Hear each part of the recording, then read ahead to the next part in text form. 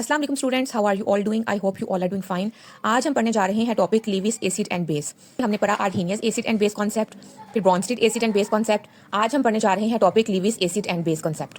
एक theory reject होती है या उसमें कोई ड्रॉबैक आता है तभी नई थ्योरी आती है। लीविस एसिड एंड बेस के आने के पीछे वजह ही ये थी कि ब्रॉन्स्टेड लॉरी कॉन्सेप्ट में ड्रॉबैक आए थे। ठीक है, सबसे पहले इसके ड्रॉबैक्स देख लेते हैं। ड्रॉबैक ये था कि वो ये कहता था ब्रॉन्स्टेड कि H पॉजिटिव आयन एक्सेप्ट करेगा जो, और जो डोनेट करेगा में उसको हम कहेंगे एसिड या बेस।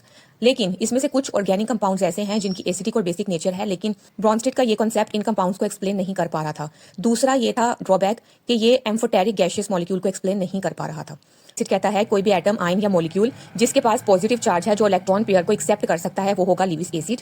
मॉलिक्यूल या वो एनाइन जिसके पास एटलीस्ट एक लोन पेयर हो, ठीक है, ताकि वो इलेक्ट्रॉन पेयर को जो है वो डोनेट कर पाए, मिनिमम एक इलेक्ट्रॉन पेयर को जरूर डोनेट कर पाए, उसको हम कहेंगे लीविस बेस। ठीक है, तो बेटा आगे एग्जांपल आ जाती है लीविस बेस की। ठीक है, जिसके पास नेगेटिव चार्ज है वो भी इलेक्ट्रॉन को डोनेट कर सकते हैं, और जिसके पास लॉन पेयर है यानी कि नाइट्रोजन और ऑक्सीजन के, ये भी इलेक्ट्रॉन पेयर को जो है वो डोनेट कर सकते हैं। तो नेगेटिव चार्ज का मतलब ये होता है कि इनके पास इलेक्ट्रॉन की एक्सेस है। सबसे पहला रिएक्शन हम लेते हैं अमोनिया का। ठीक है, अमोनिया के पास लॉन पेयर है, साथ इसके रिएक्ट कर रहा है हाइड्रोजन आयन।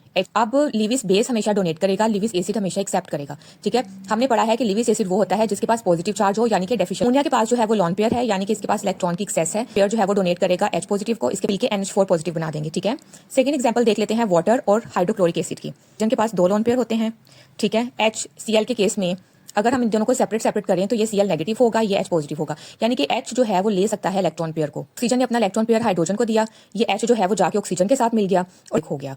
ठीक है, ये बॉन्ड सेपरेट हो गया, हाइड्रोजन को ही सिर्फ लोन पेयर दिया तो हाइड्रोजन जाके ऑक्सीजन के साथ अटैच, और क्लोरीन जो है वो नेगेटिव फॉर्म में जो है वो सेपरेट हो गया, तो ये पॉजिटिव आयन बन गया। ठीक है, ये वाटर जो है वो लीविस बेस है, जो हाइड्रोक्लोरिक एसिड है वो लीविस एसिड है।